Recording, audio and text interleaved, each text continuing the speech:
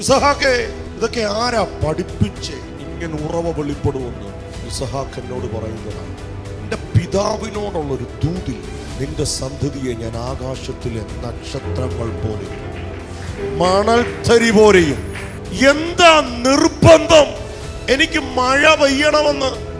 ഇല്ലാത്തതിനെ ഉള്ളതുപോലെ വിളിച്ചു വരുന്നവൻ എന്റെ അപ്പനാ. അത് ഗരാറിലാണെങ്കിലും അല്പം കൂടെ ഇറങ്ങി ഗരാർ താഴ്വരയിലാണെങ്കിലും അവൻ അത്ഭുതം ചെയ്യുവാൻ വിശ്വസ്തനാ. എനിക്കറിയാം, ഞാൻ കേട്ടത് ദൈവ ശബ്ദമാണെങ്കിൽ എന്നെ പുറകോട്ട് വലിക്കുന്ന മടിപ്പിക്കുന്ന യാതൊന്നും എന്നെ പരാജയപ്പെടുത്തത്തില്ല.